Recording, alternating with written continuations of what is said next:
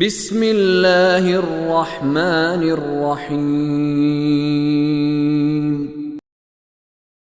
لا يمسه إلا المطهرون تنزيل من رب العالمين أفبهذا الحديث أنتم مدهنون وتجعلون رزقكم أنكم تكذبون فلولا إذا بلغت الحلقوم وأنتم حينئذ تنظرون ونحن أقرب إليه منكم ولكن لا تبصرون فلولا إن كنتم غير مدينين ترجعونها إن كنتم صادقين فأما إن كان من المقربين فروح وريحان وجنة نعيم وأما إن كان من أصحاب اليمين فسلام لك من أصحاب اليمين وأما إن كان من المكذبين الضالين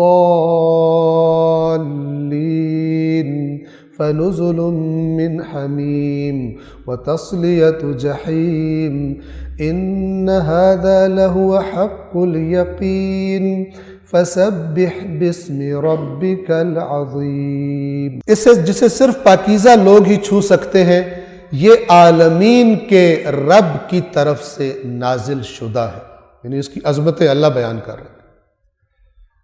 کیا تم اس کلام کے ساتھ بے اعتنائی برتتے ہو؟ اس کو تم ان امپورٹنٹ سمجھتے ہو، اس کے بارے میں تم کیئر لیس ہو گئے، اس کلام کے بارے میں، اور تم اپنا رزق اس بات کو قرار دیتے ہو کہ قرآن کو جھٹلاؤ۔ اب اس کا معنی بھی دو طرح سے کیا جا سکتا ہے۔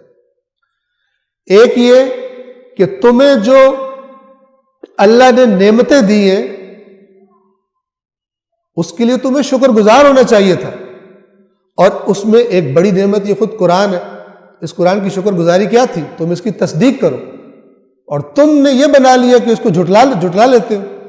اور ایک اس کا معنی جو خطرناک کیا جا سکتا ہے وہ یہ کہ تم نے اس کو اپنے کھانے کا، اس کو جھٹلا کر، اس کی تعریف کر کے اپنے کھانے کا سبب قرار دیتے ہو، اپنی کمائی کا سبب قرار دیتے ہو۔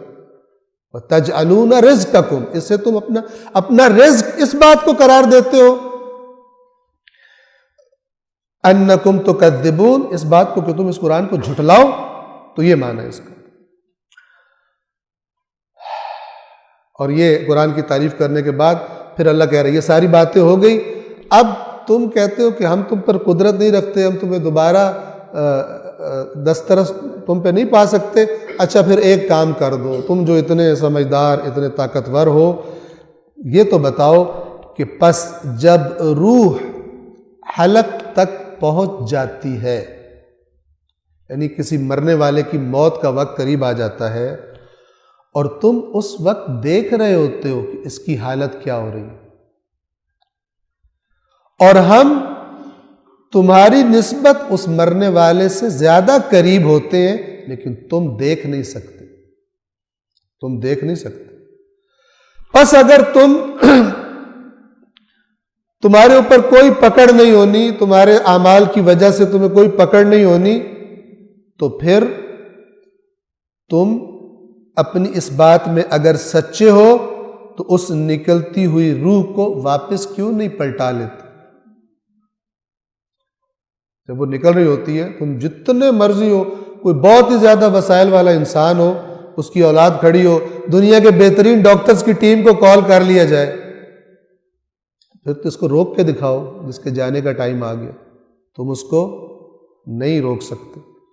اگر تم کسی کے زیر اثر نہیں ہو تو پھر اپنی بات میں سچے ہو تو اس نکلتی روح کو واپس کیوں نہیں لے آتے؟ پھر اس کے بعد کیا ہوگا؟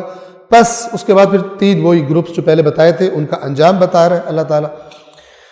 پس اگر وہ مرنے والا مقربین میں سے جو سابقون السابقون تھے ان میں سے ہے تو اس کے لیے راحت اور خوشبودار پھول اور نعمتوں بھری جنت ہے، اور اگر وہ اصحاب یمین میں سے ہے، یعنی سابقون سے کم والا، تو کہا جائے گا تجھ پر اصحاب یمین کی طرف سے سلام ہو، اور اگر وہ مرنے والا جھٹلانے والوں گمراہوں میں سے ہوا تو کھولتے ہوئے پانی سے مہمان نوازی کی جائے گی، اور اس کے بعد مہمان نوازی کر کے اس کے بعد بھڑکتی ہوئی آگ میں جلایا جائے گا۔